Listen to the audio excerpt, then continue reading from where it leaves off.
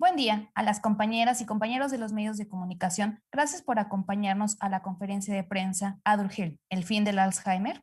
Nos acompañan esta mañana la doctora María del Carmen Cárdenas Aguayo y el doctor José Luis Delgado Reyes, académicos e investigadores de la Facultad de Medicina. Posterior a la presentación de los ponentes, daremos paso a la sesión de preguntas. Les recordamos a las compañeras y compañeros de los medios de comunicación que recibimos sus preguntas vía WhatsApp al teléfono que aparece en la invitación que les hicimos llegar, así como en la pantalla en este momento. Favor de incluir nombre, medio y a quién dirigen su pregunta. Le pido atentamente, haga uso de la palabra a la doctora María del Carmen Cárdenas Aguayo. Muchas gracias. Muchas gracias, licenciada Macarena. Buenos días. Voy a compartir mi pantalla para darles una breve reseña de lo que es la enfermedad de Alzheimer, las demencias y el entorno en el que se encuentra este nuevo fármaco que acaba de ser aprobado el día 7 de junio de este año. Entonces, estamos hablando de una aprobación por parte de la agencia FDA, la Administración de Alimentos y Drogas de Estados Unidos, que es la que da las aprobaciones para los nuevos fármacos. Y el fármaco aprobado, ahora se le conoce, bueno, el compuesto se conoce como aducanumab, pero también vamos a ver que tiene un nombre farmacéutico. Entonces, para entender esto, la importancia y la relevancia de este medicamento, vamos a hablar rápidamente de qué es demencia, qué es la enfermedad de Alzheimer y por qué constituye un problema de salud serio a nivel mundial. Simplemente vemos que el número de casos de demencia es una pérdida de las capacidades cognitivas y la capacidad de valerse por sí mismo del individuo. Y dentro de las demencias es un deterioro cognitivo en el cual vamos a encontrar múltiples enfermedades neurodegenerativas, de las cuales el 70% lo constituye la enfermedad de Alzheimer. Entonces, si vemos los casos de demencias actuales, están alrededor de 40 a 50 millones de casos a nivel mundial, pero se pueden triplicar, como ustedes pueden ver aquí, para el 2030, para el 2050 podemos tener 3 veces más cantidad de casos de demencia a nivel global.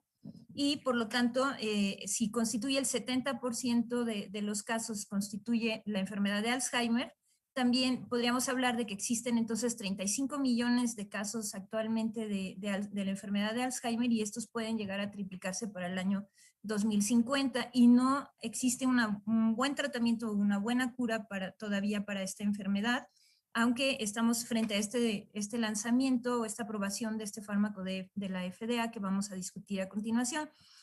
La relevancia es porque hay un aumento en la esperanza de vida.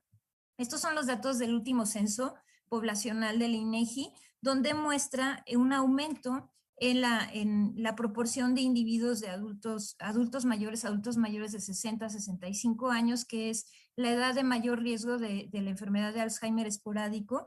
Vemos que anteriormente la pirámide poblacional tenía muchísimos más individuos jóvenes y poco a poco se ha ido aumentando la esperanza de vida y aumenta la proporción de adultos mayores y el envejecimiento es el principal factor de riesgo para desarrollar la enfermedad de Alzheimer, lo cual no significa que envejecer genere la enfermedad, simplemente es un factor de riesgo y se puede envejecer de manera saludable, depende de los hábitos alimenticios y también en algunos casos de la carga genética de algunos genes de riesgo. Entonces decíamos que la demencia es un síndrome caracterizado por el deterioro de la función cognitiva más allá de lo que podría considerarse una consecuencia normal del envejecimiento, como acabo de mencionar, y provoca el deterioro en la calidad de vida del enfermo y del entorno familiar. Desde luego, el cuidador, que generalmente es un familiar, tiene muchísima carga y muchas veces también puede llegar a enfermar por el estrés generado.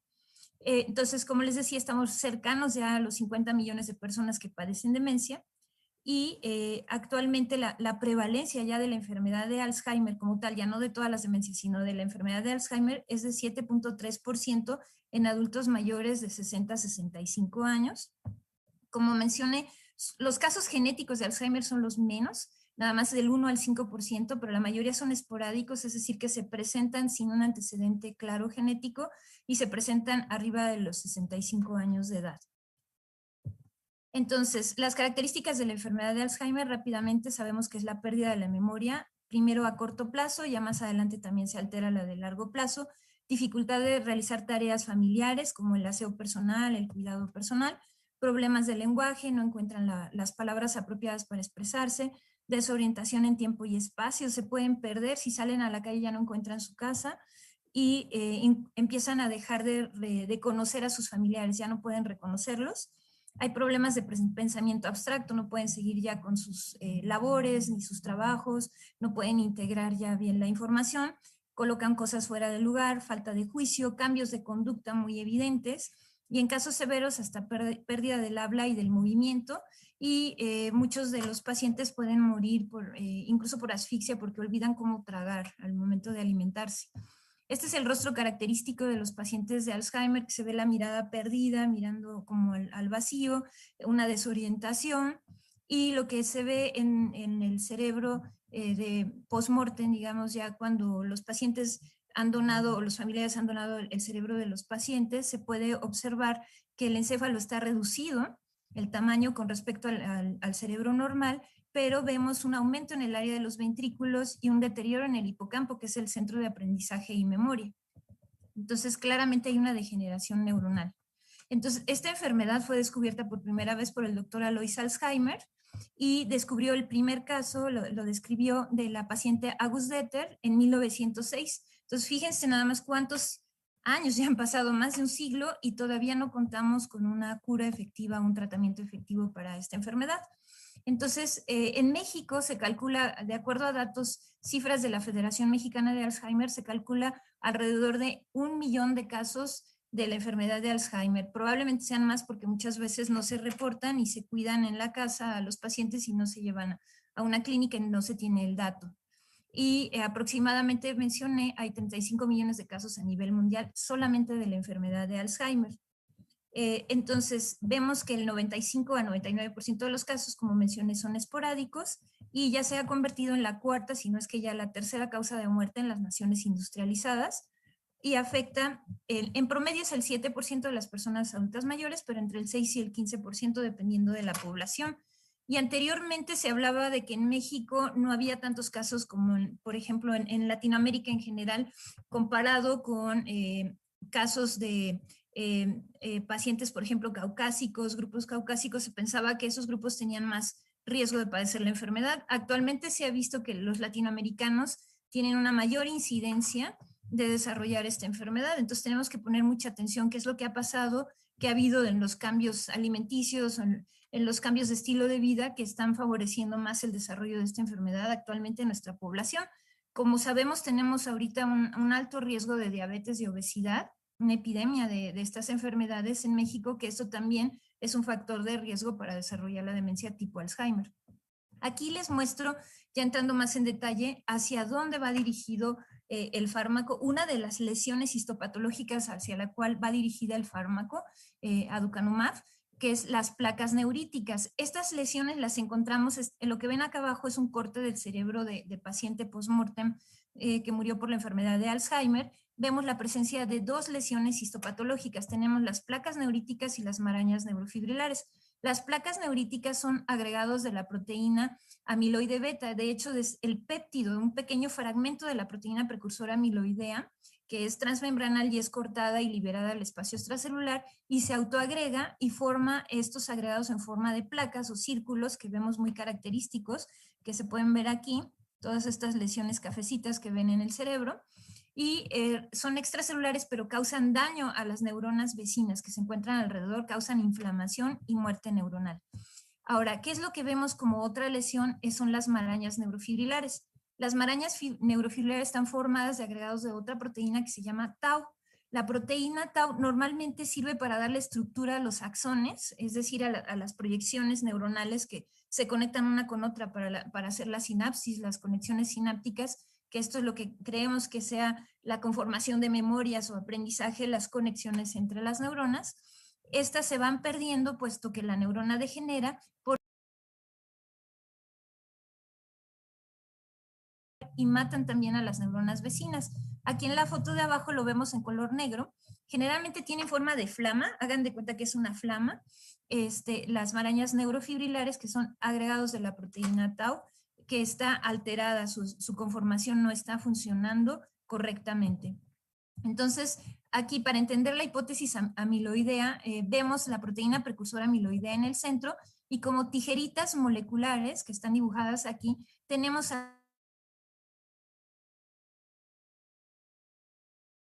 dos tijeras moleculares, la beta secretasa y la gamma secretasa, nos pueden liberar el fragmento que se conoce como amiloide beta. Este fragmento liberado del espacio extracelular se autoagrega, aquí pueden ver que va formando agregados, y en esta imagen muy bonita de microscopía de fuerza atómica podemos ver la formación de oligómeros, que son pequeños agregados hasta de 40 moléculas de estas, del amiloide beta, que después se constituyen en fibras y después en placas, que ya es lo que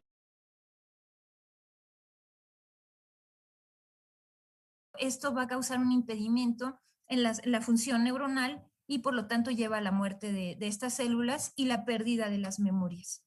Primero a corto plazo porque se centra, primero el daño empieza en corteza entorrinal, pasa al hipocampo y después al resto de la corteza, abarcando entonces áreas de aprendizaje y memoria a corto plazo y luego memoria a largo plazo.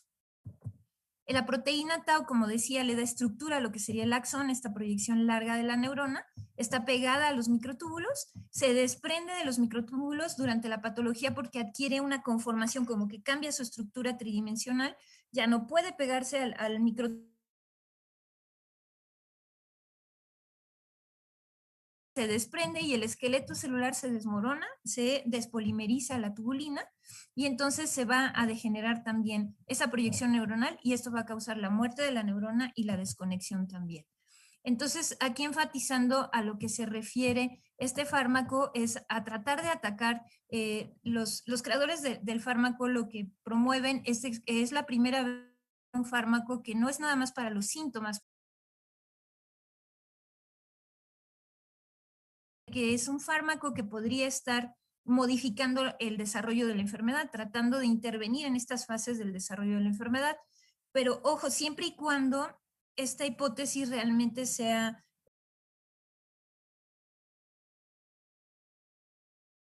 todavía está en fase experimental probándose esta hipótesis. Existen otras hipótesis posibles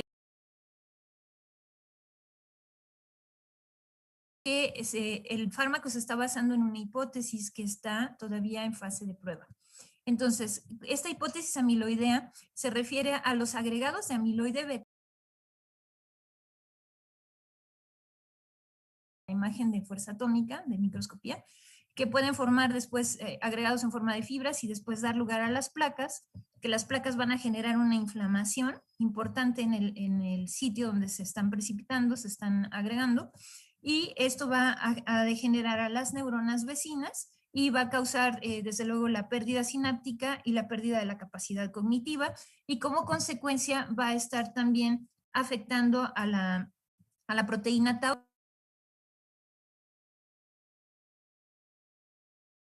Desde ahorita quiero mencionar que hay muchos estudios que demuestran que no necesariamente los acúmulos de amiloide beta correlacionan con el deterioro cognitivo. Sin embargo, los acúmulos de la proteína tau, esas marañas neurofibrilares, sí correlacionan bastante bien con el deterioro cognitivo. Entonces, las fases clínicas que se requieren para desarrollar un fármaco son en general 3, pero pueden ser necesarias hasta 4 fases. Se empiezan desde estudios in vitro,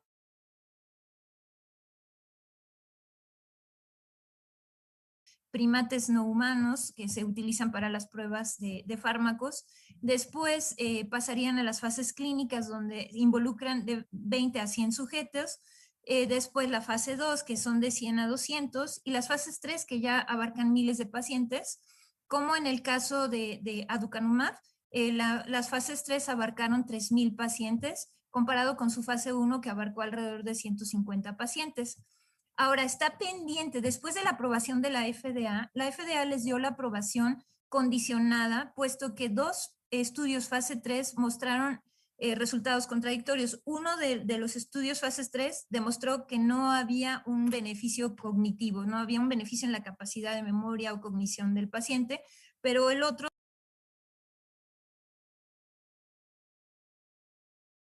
a reserva de que hagan una fase 4 donde demuestren nuevamente que sí hay un beneficio hacia la capacidad cognitiva. Y si no lo hay, la FDA se puede reservar el derecho de revertir la aprobación del fármaco. Pero vean la cantidad de años que lleva todo esto. Aproximadamente son 20 años hasta que queda autorizado el fármaco y queda a disposición de los pacientes. Por lo menos hace 20. Son los fármacos que actualmente se estaban utilizando para tratar la enfermedad de Alzheimer. Más adelante el doctor Luis Delgado nos va a dar más detalles, pero están los inhibidores de las colinesterasas, que es el donepezil, que es ampliamente utilizado. ¿Esto para qué? Para evitar que la acetilcolina, que es un neurotransmisor, se degrade y de esta manera pueda estar un poquito más funcional el paciente. Esto no lograba mejorar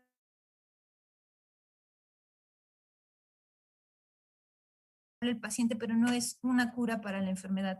La mementina nuevamente también es un tratamiento, no una cura, y es un antagonista del receptor NMDA, que es uno de los receptores que se piensa que está involucrados en la citotoxicidad, en la entrada masiva de calcio, que esto puede dañar a las neuronas, y se trataba también de controlar este daño.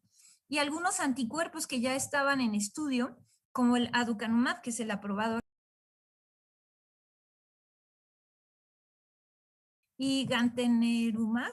Estos estaban dirigidos a diferentes formas de agregados de amiloide beta. El aducanumab está dirigido a esos pequeños agregados que enseñé como cuentitas de rosario, como bolitas en la imagen de microscopía de fuerza atómica, y está también direccionado hacia pequeños agregados fibrilares. En cambio, los otros, por ejemplo, están relacionados o trataban de detener a la formación de amiloide beta soluble, pero ese no es tan dañino como el agregado, y hacia fibras ya terminalmente, ya casi formando lo que serían las.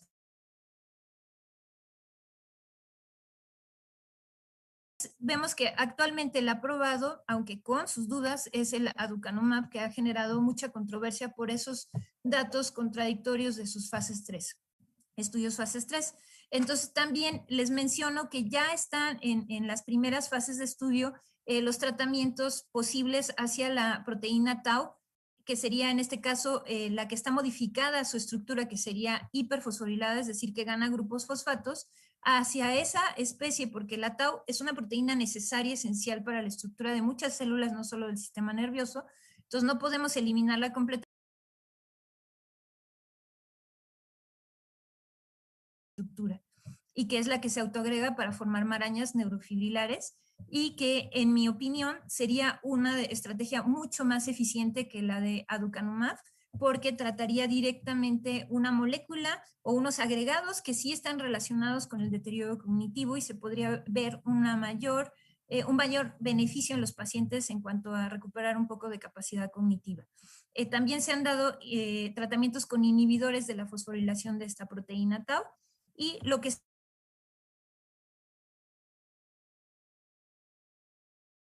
tratamientos modificadores de la enfermedad. Entonces, aquí están algunos de los nombres de los fármacos utilizados que mencioné. El más conocido, el Aricept y la mementina. Bueno, entonces, este boom que hubo así como un ruido muy grande a nivel internacional de la noticia de este nuevo fármaco aprobado en el 2016 empezó el estudio a nivel, primero, como les decía, fases preclínicas en animales, y luego en la primera fase 1 en un grupo muy moderado de pacientes, de alrededor de 150 pacientes, y después en el 2019 empezaron también a publicar, de hecho estos periódicos son del 2019, donde se publicó que ya habían encontrado algún beneficio en la capacidad cognitiva. Sin embargo, había mucha contradicción porque en el primer estudio no habían encontrado. Los antecedentes también ponen en duda la eficacia, y bueno, anticuerpo está basado esta terapia en el uso de anticuerpos monoclonales dirigidos, que son moléculas del sistema inmune, generadas por el sistema inmune, que van a reconocer específicamente a moléculas, que en este caso sería el amiloide beta, el péptido amiloideo, ya sea de 40 o 42 aminoácidos, que es el más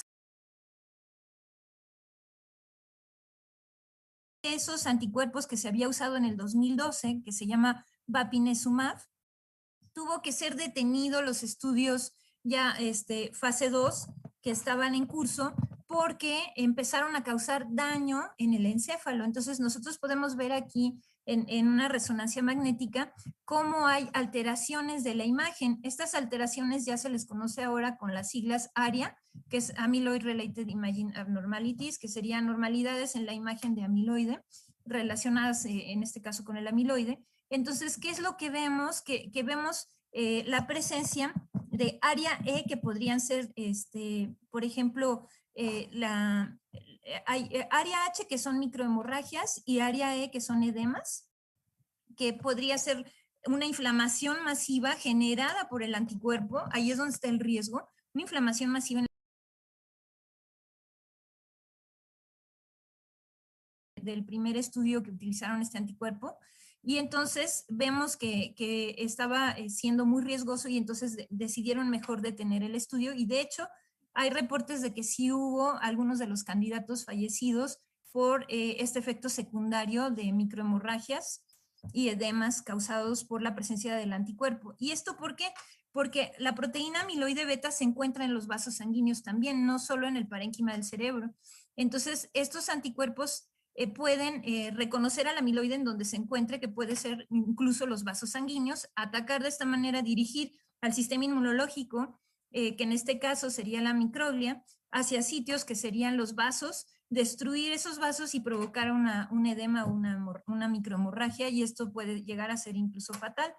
Entonces, desde entonces se detuvieron mucho estos estudios por ese antecedente, pero este estudio nuevo de aducanumab incluía nuevas clonas del anticuerpo, y estuvieron haciendo un tamizaje o una prueba de estas clonas para ver cuál tenía más afinidad por parénquima y menos por los vasos sanguíneos. Parénquima sería el tejido en general del sistema nervioso del encéfalo, sin contar los vasos, y que no tuviera tanta afinidad por los vasos sanguíneos para no provocar estos efectos secundarios. Entonces, la compañía presume, en este caso Biotech presume que el anticuerpo que ellos están utilizando tiene más afinidad por parénquima y menos por vasos, y va a causar menos, al menos en los casos que han estado analizando, casi no ha causado problemas de microhemorragias. Entonces, en la primera fase del estudio le llamaron PRIME, fue con 165 pacientes, y las fases 3,000 pacientes, pero les digo que en una no encontraron resultados concluyentes, y en la otra sí encontraron algo de efecto sobre la mejoría en la capacidad cognitiva de acuerdo a su análisis. Lo que hicieron es que tuvieron que aumentar la dosis del fármaco y aumentar el tiempo de tratamiento para poder ver el efecto benéfico que ellos presumen. Ahora, aquí está cómo se da el tratamiento. Es por una infusión intravenosa mensual durante un año. El costo es de $56,000 anuales, desde luego muy incosteable para otros países como los países latinoamericanos. Entonces, a través de una infusión intravenosa entra en el torrente sanguíneo el fármaco, que sería el anticuerpo, y va a atravesar la barrera hematoencefálica, es decir, puede llegar hacia el sistema nervioso central, hacia el encéfalo, hacia el cerebro, y ahí va, tanto en el resto, en la parte sistémica, como en el encéfalo, va a reconocer al péptido amiloide beta y se le va a unir. Y entonces, ¿qué es lo que causaría? Una vez unido, por ejemplo, a los depósitos o a los pequeños agregados como oligómeros, va a atraer al sistema inmunológico, que en este caso sería la microglía en el área del sistema nervioso central, para que esta, que serían como los fagocitos, las células que se comen, los desechos, se coman o destruyan, digieran a estas moléculas agregadas, y de esta manera se limpia el cerebro de los agregados de amiloide beta. Esta es la manera como funciona el fármaco. Y aquí está el nombre ya farmacéutico, Aduhelm, se llama aducanumab, y cómo se muestra la eficacia ya a nivel de las tomografías de positrones.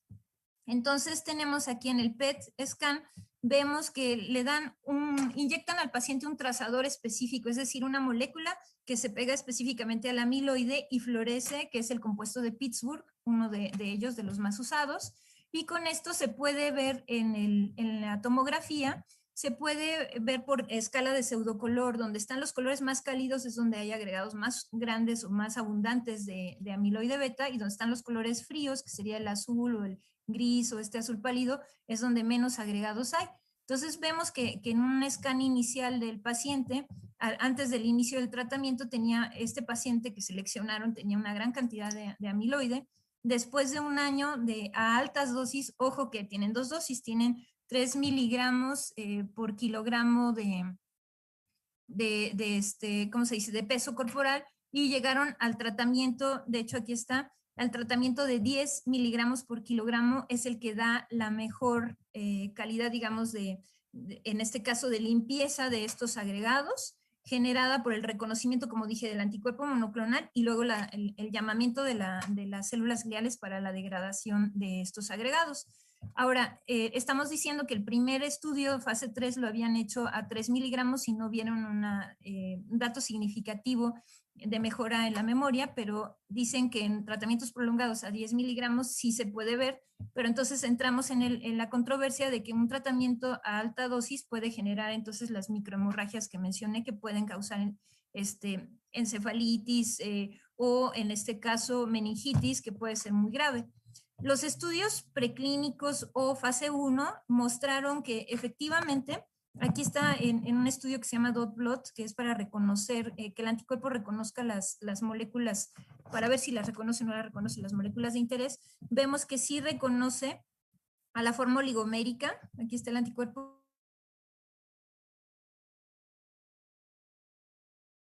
el 3D6. Y un anticuerpo que no es relacionado con estas moléculas, pues no reconoce nada, y este es un control nada más de carga, ¿no? de los péptidos. Entonces, ¿qué es lo que están demostrando? Aquí están las pruebas cognitivas que quiero rápidamente mostrar. Entonces, lo que muestran es que en un grupo de ese número de pacientes, de los aproximadamente 169 pacientes, hubo pacientes que tuvieron una mayor reducción en el amiloide beta que otros. Entonces, los que tienen una desviación estándar, es decir, que es todavía más relevante el cambio, fue más significativo el cambio de reducción del amiloide beta, que serían los de color azul, mostraron cognitivo CDR. Vemos como si no tienen una buena reducción en su experimento, una buena reducción en las placas, que son estas, las placas neuríticas, el deterioro cognitivo sigue a lo largo de las semanas, aquí semana 26, semana 54, pero en azul vemos que aquellos individuos que les redujo las placas neuríticas tuvieron una reducción en el declive cognitivo. Ahora, si lo vemos con otra prueba, que es una prueba que se llama el examen Mini-Mental, que es otra manera de medir la capacidad cognitiva, vemos que normalmente el score del Mini-Mental debe de ser de 30 a aproximadamente 25, se consideraría 25 o 24, todavía se consideraría.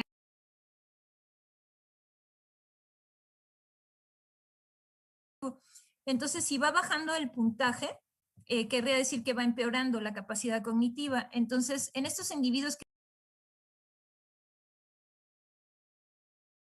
4 a las 52, en cambio, en los que se redujo la carga de amiloide, mejoró el score cognitivo con esta prueba. Y esto es lo mismo, aquí se ven las tendencias de reducción.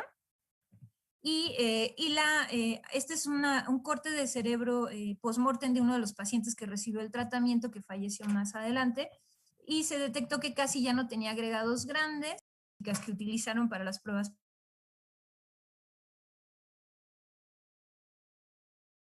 para fundamentar su estudio. Los efectos secundarios que muestra este fármaco,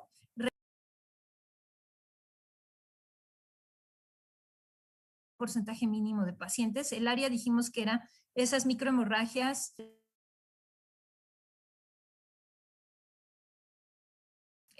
dolor de cabeza, infecciones del tracto urinario,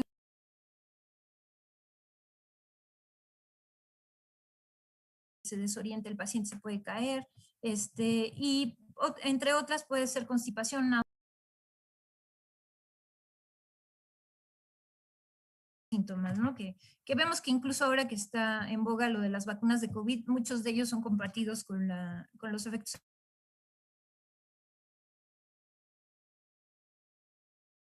Luis Delgado, quiero nada más expresar mi punto de vista.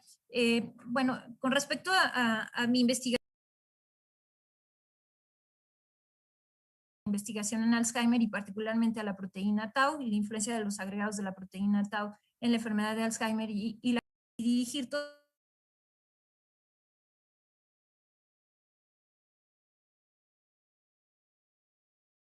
como les mencioné, y porque los datos experimentales demuestran que no, si yo les mostrara nada más la primera imagen y la última, dirían, ay, qué bien, entonces sí se puede, con este trazador puedo diferenciar entre un paciente de Alzheimer y uno normal, con actividad cognitiva normal.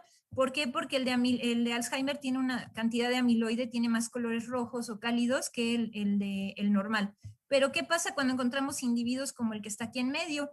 Que tienen mucho amiloide beta, que pueden ver que casi si te lo dan a reconocer y no te dicen cuál es cuál, pues casi dirías que es el mismo, pero este individuo es totalmente cognitivamente normal, hace su vida normal, tiene su capacidad cognitiva normal.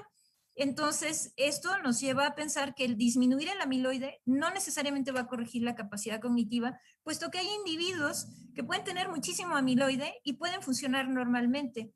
Además, habría que considerar que el amiloide beta también puede tener otras funciones en adhesión celular, en regulación de plasticidad, sobre todo el precursor amiloideo, plasticidad neuronal, que puede ser necesarias y si lo estamos disminuyendo completamente podemos enfrentarnos a efectos adversos todavía no descritos. Y mi planteamiento es el uso de entonces terapias dirigidas a disminuir los agregados de la proteína tau y no tanto del amiloide beta, sino de la proteína tau. ¿Por qué? Porque aquí les puedo mostrar en esta serie, en esta secuencia de tomografías, donde incluso se les llaman, son los estadios BRAC, definidos por los investigadores BRAC y BRAC.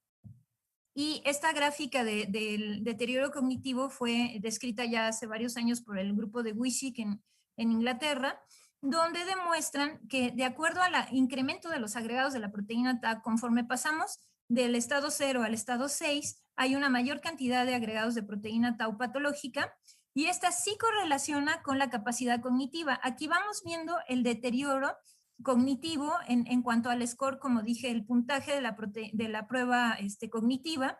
Entre menos puntaje, pues es menor la capacidad cognitiva, está más afectado el paciente. Entonces aquí vemos que pasamos de una etapa de deterioro cognitivo moderado, que las siglas en inglés son MCI, a deterioro moderado o muy, muy inicial, digamos, las fases prodrómicas iniciales, el deterioro moderado y deterioro severo, y vemos cómo hay un declive cognitivo, y este declive cognitivo sí correlaciona de manera mucho mejor que el amiloide beta, eso quiero dejarlo muy claro, los agregados de proteína tau, conforme van aumentando en el cerebro, van correlacionando muy bien con el deterioro cognitivo. Por lo tanto, este debe ser el blanco terapéutico a atender, lo que sería la proteína tau hiperfosforilada y autoagregada en las marañas neurofibrilares, nos podría dar una mejor posibilidad de tratamiento, de terapia modificadora del progreso de la enfermedad, como la están proponiendo los de este fármaco aducanumab,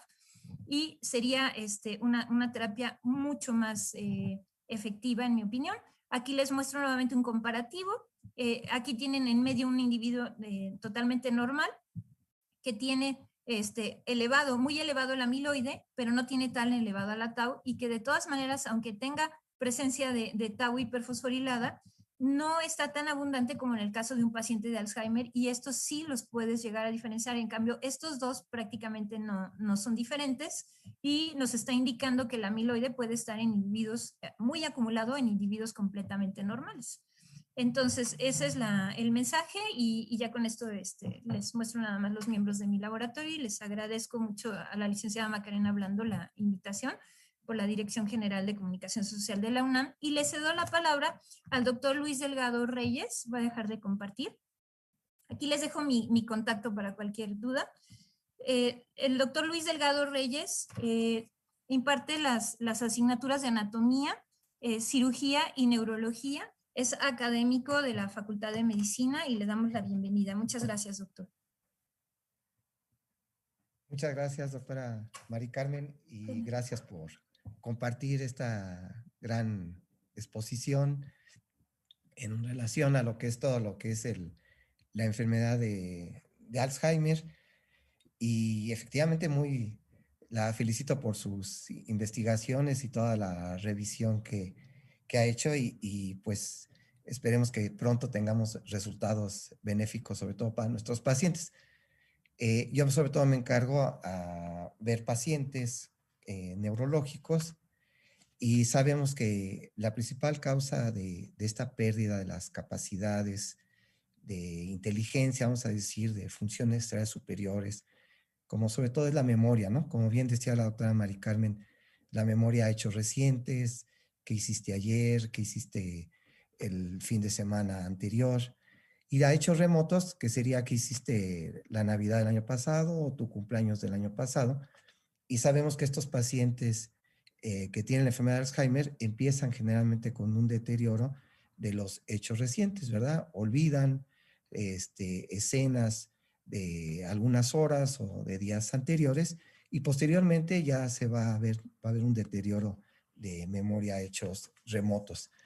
Entonces, vemos que dentro de lo que diríamos la línea del tiempo del Alzheimer, como bien decía la doctora Mari Carmen, de la descripción en 1906 por este mismo doctor alemán Alzheimer, ¿verdad? Y posteriormente hasta el 76 se van identificando algunas alteraciones bioquímicas. Ustedes saben que las neuronas se comunican entre ellas por la unión contigua que se llama, que es la sinapsis, y en esa sinapsis se están liberando sustancias que se llaman neurotransmisores y que van a actuar vamos a decir, como en cerraduras, que serían los receptores. Y de esa forma se están comunicando todas nuestras neuronas. Y entonces sabemos que empieza a haber una alteración neuroquímica de esa conexión entre las neuronas, de esa sinapsis, y uno de los primeros neurotransmisores o sustancias que sirven para comunicar a las neuronas es la acetilcolina. Con el tiempo se sabe que se afectan ya gran cantidad de neurotransmisores, como sería la dopamina, la noradrenalina, la serotonina, pero en un inicio sabemos que es la acetilcolina. De ahí nació los tratamientos, como bien decía la doctora Mari Carmen, no van a resolver el problema, sino van a mejorar el aspecto cognitivo, de capacidad de memoria de los pacientes, pero en forma transitoria, porque no se detiene este proceso que se denomina neurodegenerativo. Cuando hablamos de enfermedades neurodegenerativas, es decir, del sistema nervioso, estamos definiendo enfermedades que no sabemos su causa, como sería la misma enfermedad de Parkinson y la enfermedad de Alzheimer, en el cual, sin tener una causa exacta, se empiezan a perder neuronas del sistema nervioso central. Y dependiendo el grupo de neuronas que se vayan muriendo, van a ser las manifestaciones clínicas del paciente. Por ejemplo, la enfermedad de Parkinson, se van destruyendo neuronas que producen un neurotransmisor, que es la dopamina, y el paciente empieza a tener problemas de temblor, problemas para caminar, problemas para sus movimientos, que es la característica de la enfermedad de Parkinson, donde se afecta un grupo de neuronas en el sistema nervioso central que se llama sustancia negra. Y de esa forma disminuye este neurotransmisor, que es la dopamina.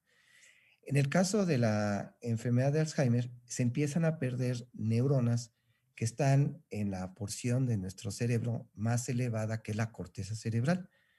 La corteza cerebral, ese manto cortical que está plegado, está corrugado, es el que nos permite tener un patrimonio neuronal, intelectual, es el que da nuestras funciones cerebrales superiores y que se fue desarrollando desde niños. La interacción que tenemos nosotros con el medio ambiente, eso es lo que va favoreciendo el desarrollo de nuestro sistema nervioso. Y entonces vamos a entender el lenguaje, vamos a expresar el lenguaje verbal, vamos a poder hacer cálculos matemáticos Ya cuando salgo a la calle, ya después de los 4 o 5 años, ya me oriento, ya no me pierdo, y entonces manejar un automóvil.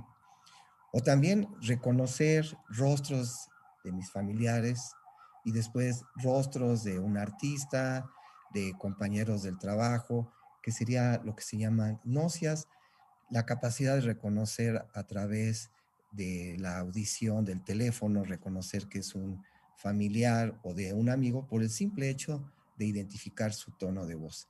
Entonces, fíjense cómo todas esas características que tenemos tiene forma así como de caballito de mar. Y entonces esas áreas son muy importantes para la memoria, sobre todo a hechos recientes. Entonces, al empezarse a destruir esas neuronas, que se ha visto que está asociado efectivamente con las placas de beta-amiloide, junto con la proteína tau, que interactúan y provocan un proceso inflamatorio con la destrucción de las neuronas y ya con la formación efectivamente de esos ovillos neurofibrilares que nos describía perfectamente la doctora Mari Carmen, en la cual propiamente se van muriendo neuronas, se van perdiendo gran cantidad de neuronas, y una de las primeras neuronas que se pierden son las del hipocampo, y por eso el paciente, vamos a decir que el principal síntoma que presenta son trastornos de memoria con olvidos a hechos recientes. Pero desafortunadamente, conforme va avanzando la enfermedad, se van afectando otras áreas cerebrales, como sería para reconocer el rostro del artista o ya el rostro de un familiar cercano, el de no reconocer a través del teléfono la voz de un familiar, o bien perder la capacidad de poder manejar, la capacidad de poder tomar los cubiertos para cortar el alimento, o bien para programar todas mis actividades del día al día, que serían mis funciones ejecutivas de planeación, y de ir al banco y poder realizar allí un retiro en el cajero, ir al supermercado y pagar y recibir el cambio en forma adecuada. Entonces, todas estas áreas cerebrales se empiezan a deteriorar en el paciente. Entonces es muy triste cómo nuestros pacientes con enfermedad de Alzheimer, después de ser un brillante distancias, y cómo el paciente empieza a ver una involución en su desarrollo, en el cual ya no puede salir a trabajar porque ya no es capaz de resolver la problemática de su trabajo en la carpintería o en si es una brillante abogado para resolver un juicio, porque empieza a haber trastornos ya de estas funciones superiores. Y lo empiezan al paciente a limitar socialmente y laboralmente.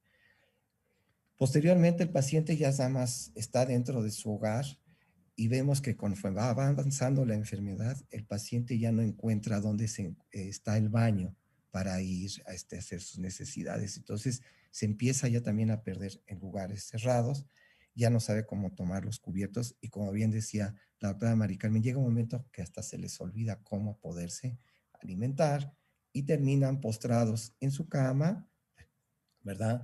Tienen que alimentarlos y fallecen generalmente por un proceso infeccioso, pulmonar o bien de infección de vías urinarias. Entonces estamos viendo que es una situación trágica de estos enfermos. El enfermo, hay que recordar que no tiene reconocimiento de su enfermedad. Generalmente cuando llega un paciente a la consulta y dice, doctor, estoy perdiendo la memoria, seguramente tengo Alzheimer.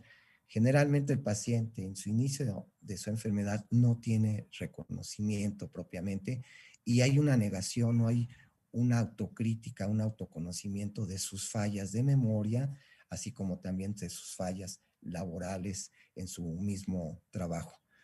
Entonces, en realidad el sufrimiento muchas veces es para la familia, porque llega un momento en que su familiar, su paciente ya no los reconoce. Y es cuando ya se presentan las fases más avanzadas de la enfermedad, donde propiamente desconoce al cuidador, que generalmente en nuestro medio es una familia cercana y generalmente son las mujeres las que atienden a estos familiares, ¿verdad?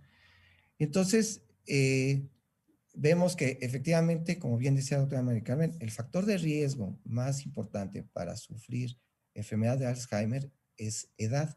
Entre más años, mayor posibilidad de tener Alzheimer, Por eso vemos que en los países desarrollados, donde la vida media es mucho mayor, arriba de 80 años, pues la incidencia y prevalencia del Alzheimer es una enfermedad de Alzheimer. Y como bien decía la doctora Maricam, se piensa que pueda triplicarse para el 2050 estos 50 millones a 150 millones. Factores genéticos, es muy común que llegue la familia y se haga el diagnóstico de Alzheimer. Doctor, ¿qué posibilidades tengo yo de sufrir la enfermedad de mi mamá? Bueno, hay que ser honestos y aumentan de 2 a 4 veces más el presentar la enfermedad cuando tengo un familiar de primer grado. Se han visto algunos marcadores que ya mencionaba también la doctora Mari Carmen, y uno de ellos es vamos a decir, este alelo, este cromosoma, este gen, la poliproteína E4, que es un factor de mayor riesgo contra la polipoproteína E2, que se considera un factor protector. Ya comentaban ya de los tratamientos, ahora sí, de inmunoterapia, que son los que van a atacar a estas placas de beta-amiloide. Como bien describía la doctora Mari Carmen, hay las 3 fases, ¿verdad? Y una cuarta fase, donde se dan cuenta lo que va incrementándose es el tamaño de muestra. Ustedes saben ahorita, por ejemplo, las vacunas de COVID se empezaron a aplicar a fase 4, habiendo ya sobrepasado la fase 3 de más de 1,000 pacientes, donde se va viendo su seguridad, su beneficio y también el riesgo, en la balanza riesgo-beneficio. Bueno, aquí sería alguno de los primeros protocolos de la fase 2, que son menos de 1,000 pacientes, ¿verdad? Y efectivamente, cuando se pone el riesgo-beneficio de una terapia en medicina, se vio que efectivamente sí hay un riesgo, como estamos viendo con las vacunas contra la enfermedad de COVID-19. Pues efectivamente sí hay riesgo, aunque no es tan grande ese riesgo, ¿verdad? Como bien decía la doctora Mari Carmen, el pequeño hinchazón, edema cerebral o pequeñas microhemorragias que en el curso en el estudio del medicamento que estamos ahorita comentando del adaconumab, pues solamente un caso sí efectivamente requirió estar en terapia intensiva porque hizo un edema, un hinchazón cerebral importante, pero que salió adelante. Aquí les comento las etapas de la enfermedad de Alzheimer, lo que decíamos, ¿verdad? De alteraciones de sus trastornos del lenguaje, ya no encuentran la palabra adecuada para expresarse, o una palabra de uso común como pupitre, de repente para ellos no tiene una significancia y no recuerdan qué quiere decir la palabra pupitre, ¿verdad? Dificultad para iniciar una conversación, están desmotivados, se empieza a ver cierto aislamiento social y familiar, con tristeza, desinterés, pero también con periodos de irritabilidad y alteraciones visoespaciales, sobre todo primero en lugares muy amplios, y no recuerdan dónde dejaron estacionado su automóvil, ¿verdad? En el estacionamiento ahí del centro comercial, con trastornos del sueño y también de su estado de ánimo con apatía. Ya como va avanzando la enfermedad, podemos tener ya trastornos que muchas veces decimos que son problemas psiquiátricos, como ideas fijas, de delirio, o bien de agresividad y de disinhibición con un cambio de conducta muy franco. Y son pacientes que, conforme va avanzando la enfermedad, van a requerir el apoyo de un cuidador. Y eso es lo que va dando la pauta. Puede ser la antesala o el estado prodrómico para que posteriormente el paciente pudiera desarrollar la enfermedad de Alzheimer. Este deterioro cognitivo leve son como un semáforo que nos está diciendo que pudiera desarrollar ese paciente Alzheimer.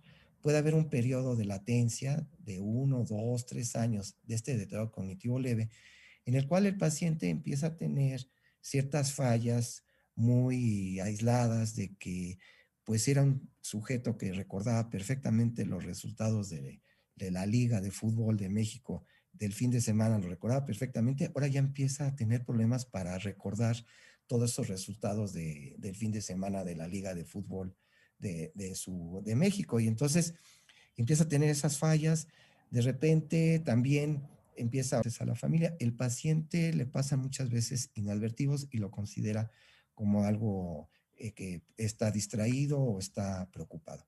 Pero sabemos que son deterioro cognitivo leve no limita al paciente, al sujeto, para realizar su actividad diaria normal, pero sí empieza a tener esos olvidos y esa pérdida de interés muchas veces por lo que antes él tenía interés, que es la famosa anedonia. Entonces, este tipo de tratamientos se recomiendan en estas fases muy iniciales, porque una vez que la enfermedad va avanzando, ya hay una pérdida neuronal muy importante y el proceso degenerativo autoinflamatorio entre la placa beta amiloide y la proteína tau, que nos explicaba perfectamente de esta interacción la doctora Mari Carmen, es lo que va provocando la muerte de neuronas. Y eso ya es propiamente irreversible. Entonces, definitivamente, vemos que estos medicamentos son en esas fases. Aquí lo interesante es que, pues originalmente para hacer el diagnóstico de Alzheimer, nosotros como clínicos era solamente nuestra historia clínica con varias escalas, de primera instancia el famoso mini mental, que tarda 1 o 10 minutos en realizarlo en el paciente para ver en qué fecha estamos, dónde se encuentra, su orientación, algo de memorización, de dibujo, y va uno haciendo esa puntuación. Y hay otras escalas que ya nos dan una orientación sobre todo de funciones cognitivas, de memoria, de retener información. Y otro aspecto muy importante es el aspecto funcional. Entonces, se ha visto que algunos de estos tratamientos de inmunoterapia ayudan sobre todo al aspecto funcional y no tanto al aspecto cognitivo. Entonces, eso ayuda mucho a la familia donde ven que hay cierta independencia del paciente para hacer sus actividades diarias allí en su casa. Pero ya tenemos afortunadamente estudios de neuroimagen. Anteriormente teníamos la tomografía y sabemos que puede tener Alzheimer y la tomografía ser totalmente normal. Y a menos que esté ya muy avanzado, se empieza a ver un adelgazamiento de su cerebro que le llamamos atrofia. La resonancia magnética también nos da una orientación semejante con datos más finos de pérdida de neuronas en algunos sitios como sería el hipocampo, pero afortunadamente ya a través de lo que sería la tomografía de emisión de positrones, que nos enseñó unas imágenes preciosas la doctora Mari Carmen, ¿verdad? Donde vamos viendo cómo se van inyectando sustancias radiotrazadoras, donde se va viendo que captan la beta amiloide o captan la proteína tau, que como bien decía la doctora Mari Carmen, esto no es, vamos a decir, no es exclusivamente de la enfermedad de Alzheimer. Puede ser un sujeto que por la misma edad tenga incrementada la proteína beta amiloide y también pudiera tener incrementada la proteína tau, pero sobre todo la beta amiloide. Y hay otro tipo de enfermedades que también pueden incrementar el beta amiloide, como otras enfermedades por fragmentos de proteínas, que son los priones, donde el paciente empieza a tener una demencia en cuestión de unos meses, que es el famoso Creutzfeldt-Jakob, ¿verdad?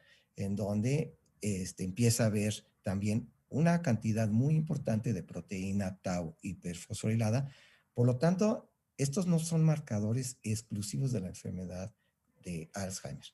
Quiere decir que estamos hablando de un contexto muy amplio en donde puede ser que tenga el paciente la beta amiloide y la proteína tau y está totalmente sano ese paciente adulto mayor, o bien no tener tan incrementada la beta amiloide y la tau y sí tener la enfermedad de Alzheimer u otras enfermedades que también se asocian, como decíamos, esta de enfermedad de priones de Creutzfeldt-Jakob. Entonces, esto nos va abriendo caminos para efectivamente ir teniendo un estudio mejor de nuestros pacientes. Se abre un horizonte porque efectivamente la desesperación de las familias, ¿verdad? De que el deterioro cognitivo de su mamá o de su papá, pues hay presión. Sabemos de gente famosa que ha fallecido de Alzheimer, ¿verdad? Como Charlton Heston, Ronald Reagan, ¿verdad? Pues son gente que tuvieron mucho dinero, ¿verdad? Y no fue capaz, ellos apoyaron efectivamente este tipo de investigaciones y ahorita se está abriendo este horizonte y en el cual, pues sí, hay controversias, como bien decía la doctora Mari Carmen, beta amiloide contra tau. La verdad es que estamos viendo que es multifactorial, ¿verdad? No puedo yo nada más decir, este es el factor determinante. Y muchas veces decimos, bueno, son factores, son multifactoriales, donde sí traigo ya una carga genética. Mi estilo de vida puede influir, claro, como las comorbilidades que decía la doctora Mari Carmen, ¿verdad? La hipertensión arterial puede provocar demencia, la respuesta es sí. Una hipertensión mal controlada nos provoca una enfermedad que es el Wiener, donde el paciente empieza a tener un cuadro de demencia. Entonces muchos autores dicen que efectivamente mi cerebro va a ser tan sano como estén sanos mis vasos cerebrales. Entre mejor flujo sanguíneo cerebral, mejor irrigado esté mi cerebro, ¿sí? Ese cerebro se va a estar protegiendo ante un envejecimiento normal. Entonces es muy interesante cómo efectivamente el estilo de vida, como hábitos higiénico-dietéticos, cómo manejar el estrés, los ciclos de vigilia y sueño que sean adecuados, mi alimentación, el ejercicio, todos son factores que también pueden ayudarme también a tener un cerebro más sano porque van a mejorar la circulación cerebral. Y por otro lado, pues ya estarían otros factores como efectivamente el beta amiloide es una sustancia que se acumula en condiciones normales por el envejecimiento, ¿sí? En mayor o menor cantidad. En Alzheimer se acumula en mayor cantidad, es cierto. Y que pudiera la presencia de esta amiloide desencadenar este proceso inflamatorio al interactuar con la proteína tau y eso provocar la destrucción de las neuronas, pues también se ha observado esa situación. Entonces, yo es lo que quisiera concluir en el sentido de que efectivamente hay mucho todavía, hay un camino muy grande, pero que ante esta pandemia de la enfermedad de Alzheimer, donde se va a triplicar para el 2050 a más de 150 millones de personas, vemos que efectivamente el ser humano quiere acelerar este proceso. Y poniendo riesgo, beneficio, se ve que pudiera haber algo de beneficio, se da. Desafortunadamente, esto lo que va a provocar es que efectivamente haya medicina para ricos y medicina para pobres, y pobres nosotros los países en desarrollo. Muchas gracias. Muchas gracias. Iniciaremos con la sesión de preguntas y respuestas. El teléfono para enviar sus preguntas va a aparecer nuevamente en pantalla y se los recuerdo, es el 55 25 61 11 34. Nos pueden enviar su nombre, medio y a quién dirigen su pregunta.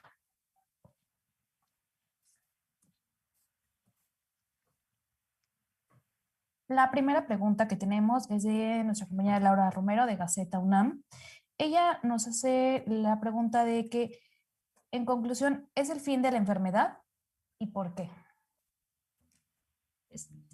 ¿Quién contesta o los dos? Yo creo. Cualquiera de los dos. Bueno, yo quisiera decir rápidamente que no, definitivamente no es el fin de la enfermedad, es solo el principio del desarrollo de nuevos fármacos y que, como dije, está condicionado por la FDA una fase 4. Si la fase 4 no arroja resultados concluyentes de mejoría cognitiva, se va a retirar el permiso de este fármaco. Entonces, realmente lo demostrarán y lo tendrán que publicar en revistas revisadas por pares, porque al momento no han distribuido la información hasta que la tengan más abundante, es lo que ha dicho la compañía.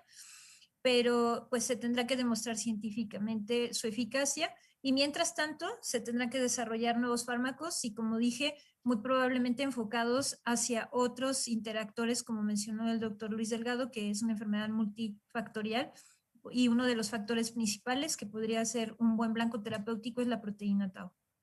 Adelante, doctor. Sí, pues saludos a la compañía de Gaceta UNAM. Sí, efectivamente, aquí lo interesante de estos nuevos tratamientos de inmunoterapia es que ya no son, vamos a decir, no van a ser medicamentos que provocan una mejoría transitoria, ¿verdad? Sino que van a la raíz del problema, que es tratar de disminuir este proceso inflamatorio que provoca la muerte de las neuronas. Y efectivamente se abre un nuevo camino que no existía con los tratamientos anteriores, donde se incrementaba la acetilcolina a través de la inhibiendo la destrucción de ella en el sistema nervioso, ¿verdad? Y entonces mejoraba la vida media de esta acetilcolina, que es muy importante para las conexiones de las neuronas, pero no se estaba tratando el problema de raíz, que es la muerte de las neuronas que dan estas funciones cerebrales superiores. Entonces, esto es lo que da cierta esperanza.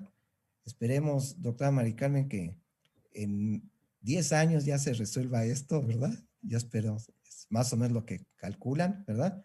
Sí. Y espero yo tener acceso a ese nuevo medicamento cuando cumpla ya la edad suficiente, que ya estoy muy cerquita. Esperemos que no lo necesite, doctor. Sí.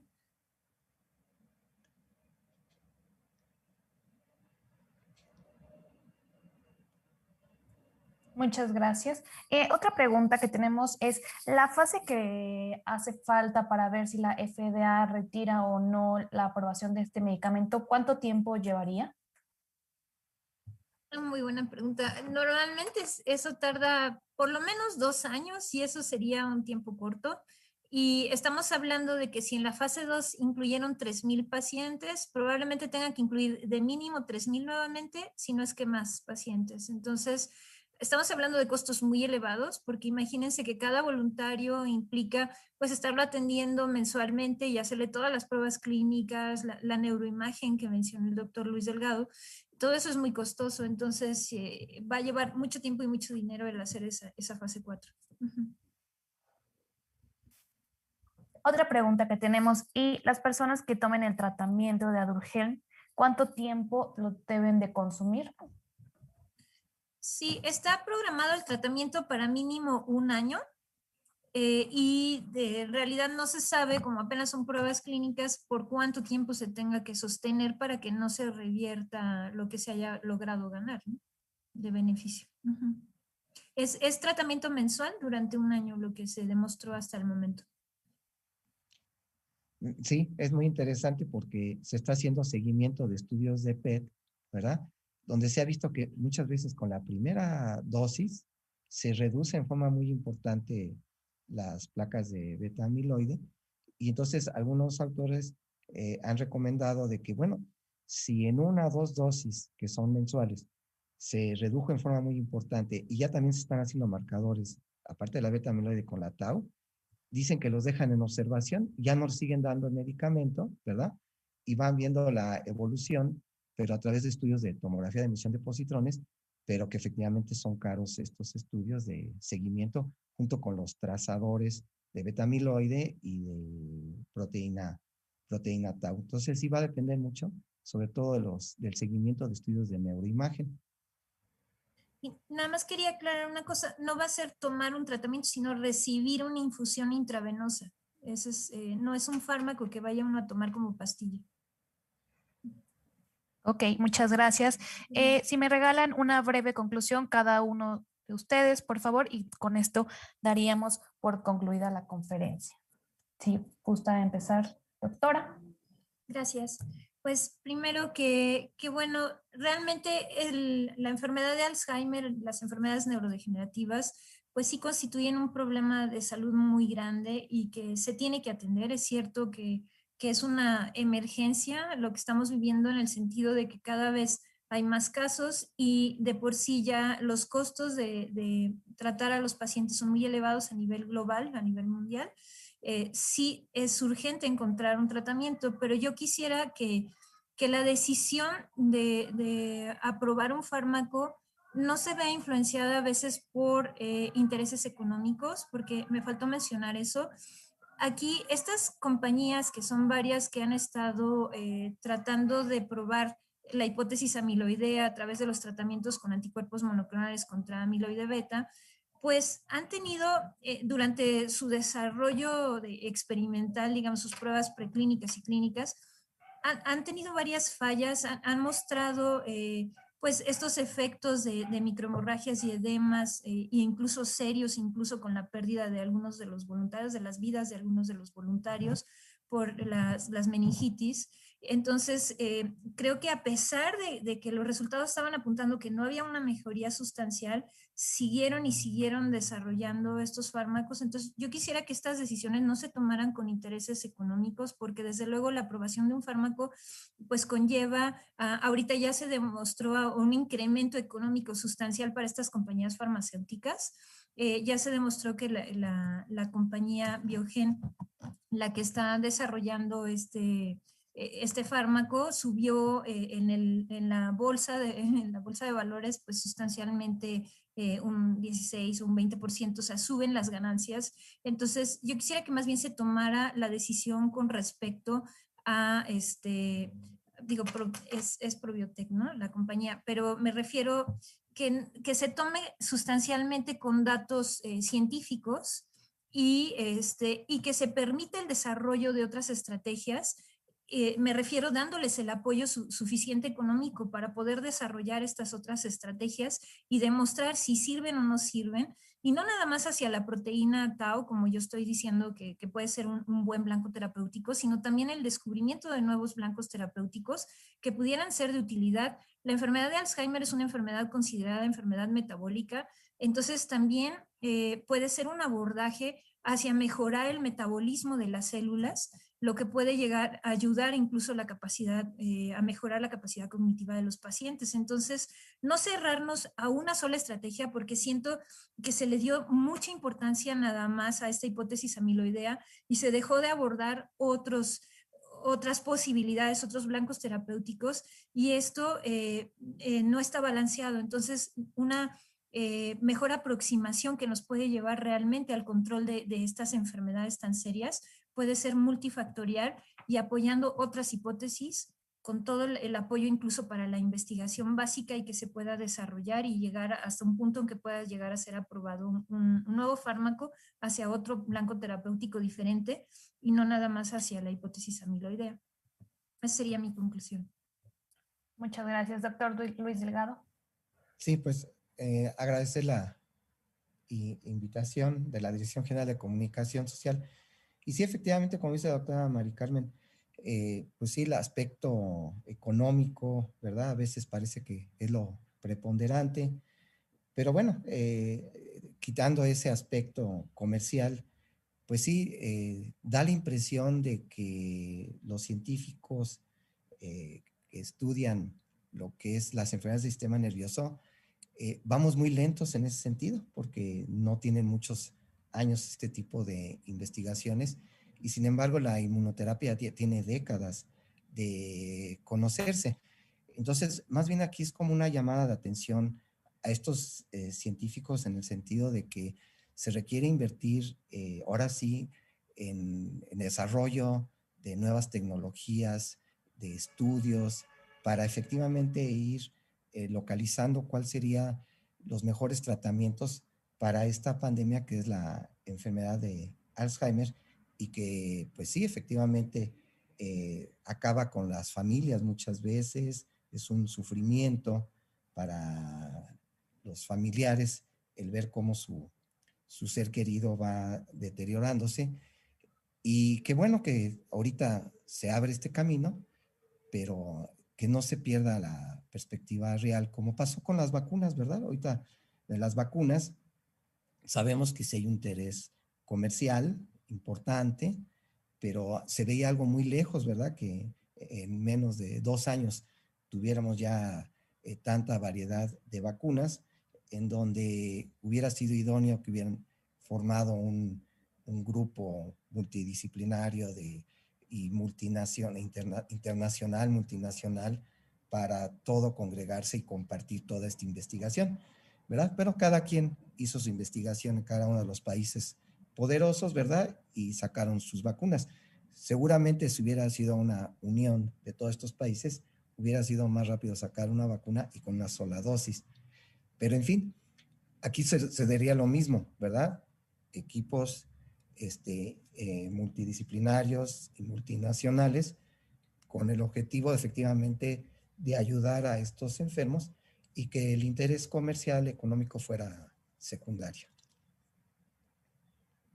Sí, Y yo quisiera nada más, licenciada Macarena, de Comunicación Social, bueno, aparte de agradecerle la invitación, quisiera dejar abierto a los jóvenes que nos escuchan de que no con esto ya terminó la investigación en Alzheimer, al contrario, esto inicia la investigación y renueva los esfuerzos de investigación en Alzheimer para encontrar nuevos fármacos y descubrir nuevos mecanismos involucrados en esta enfermedad. Entonces, los invito a todos los jóvenes que quieran involucrarse en la investigación, que lo hagan, que busquen la manera de hacer estudios de posgrado involucrados en estos temas tan apasionantes de enfermedades neurodegenerativas, porque se requieren nuevos esfuerzos y nuevos integrantes, digamos, a la investigación a nivel mundial. Me refiero, si ustedes se pueden integrar, podrían llevar a cabo investigaciones que pueden lograr quizá solucionar muchos de estos problemas que no se han podido solucionar hasta el momento debido a las nuevas técnicas, como mencionó el doctor Luis Delgado, que ya están disponibles, al gran avance que hay ahorita por estas vacunas de COVID.